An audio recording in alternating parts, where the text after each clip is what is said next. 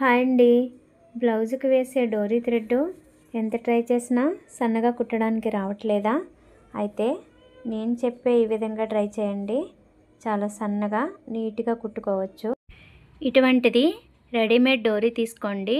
డోరీ అనేది ఇలా సన్నగా ఉండాలి. అయితే మనం క్లాత్ని కట్ చేసుకోవాలి.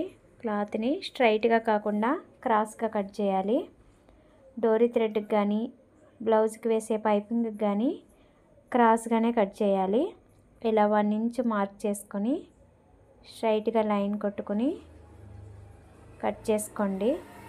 కొత్తగా నేర్చుకునే వారికి ఇలా మార్క్ చేసుకొని కట్ చేసుకుంటే మొత్తం క్రాస్ పీస్ అంతా స్ట్రైట్గా వస్తుంది, ఒకే లెవెల్లో వస్తుంది. మనం కుట్టుకునేటప్పుడు నీట్గా వస్తుంది. ఇలా ఇంకో పీస్ కూడా కట్ చేసుకొని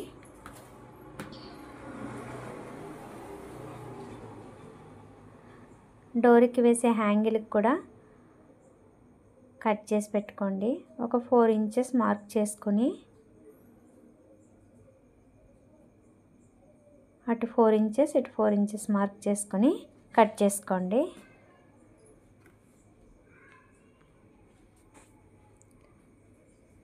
ఇలా కటింగ్ చేసుకొని పక్కకు పెట్టుకోండి.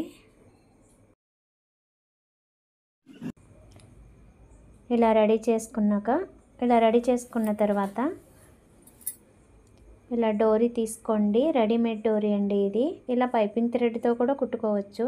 అయితే కొత్తగా కుట్టేవారికి ఈ పైపింగ్ థ్రెడ్ అనేది కొంచెం స్మూత్గా ఉండడం వల్ల నీడిల్ పైకి ఎక్కే అవకాశం ఉంటుంది. అలాంటప్పుడు మనం రివర్స్ తీసుకునేటప్పుడు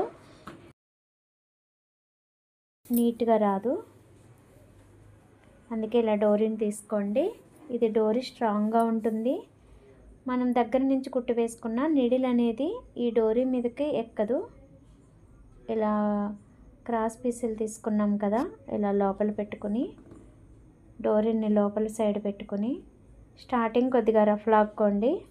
ఇలా రఫ్ లాక్కున్న తర్వాత సింగిల్ పాదం పెట్టుకోండి. సింగిల్ పాదం పెట్టుకుని ఇలా స్ట్రైట్గా టైట్గా కుట్టు వేసుకోండి.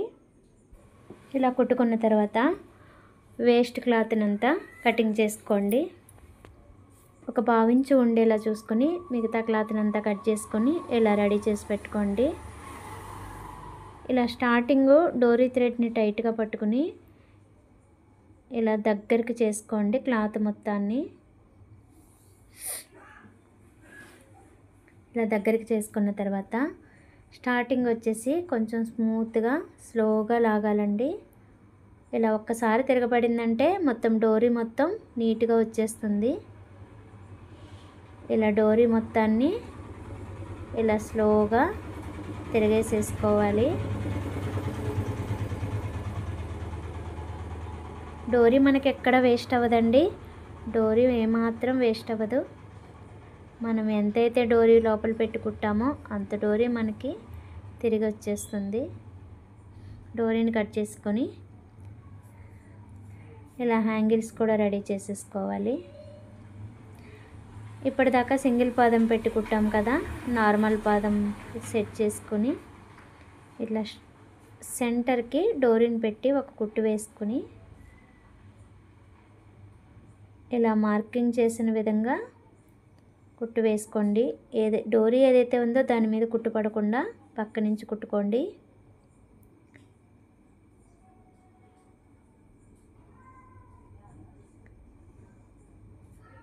ఇలా కుట్టుకున్న తర్వాత